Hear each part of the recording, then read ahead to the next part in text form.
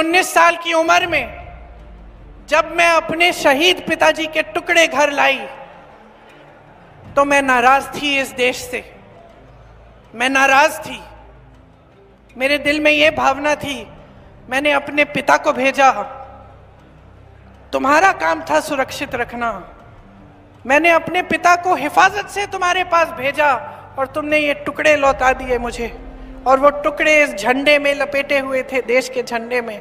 मैं नाराज थी। मैं समझती हूं शहादत की का क्या मतलब है। जैसे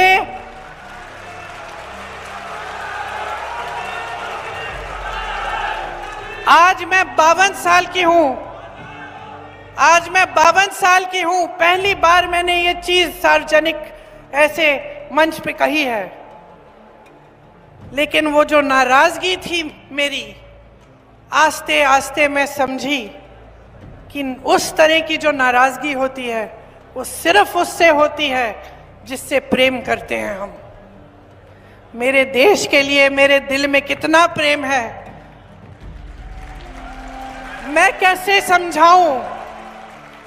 जब मोदी जी मंच पे खड़े होकर मेरे पिता को देशद्रोही बोलते हैं, जब मोदी जी कहते हैं कि मेरे पिताजी ने कोई कानून बदल दिया अपनी मां से विरासत लेने के लिए, तो मेरे दिल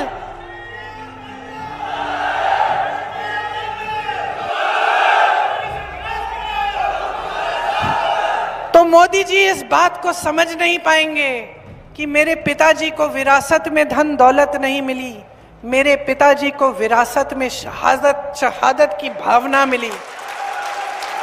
आप समझ सकते हैं, आप समझ सकते हैं। इस देश के किसान हो, इस देश की मिट्टी आपने सींची है अपने पसीने से, अपने अपने बेटे भेजे हैं सरहद पे। जब आपके बेटे शहीद होते हैं इस देश के लिए, तो मैं जानती हूं कि आपके दिल में क्या भावना है, क्योंकि वही भावना मेरे दिल में है। जो पुलवामा के शहीद हैं, जब वो हुआ, पुलवामा का हुआ, उनमें से कुछ परिवार यूपी के थे। उस समय मैं यूपी में थी, मैं गई उनके घर, और ज्यादातर परिवारों में पता है क्या बताया उन्होंने मुझे? जो बच्चे बचे थे उन्होंने कहा दीदी हमको भी सेना में भर्ती होना है।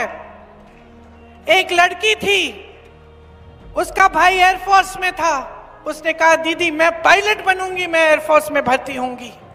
यही है शहादत की भावना। ये भावना मोदी जी नहीं समझ सकते।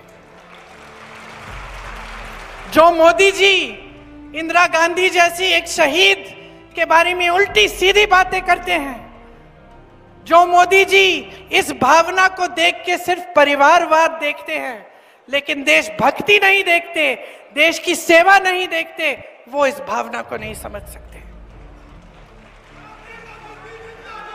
मैं आपको ये कहने आई हूं, मैं आपको ये कहने आई हूं कि हमें देशद्रोही कहें, हमें घर से निकाल दें, मेरे भाई को संसद से निकाल दिया, हम पे केस डाले।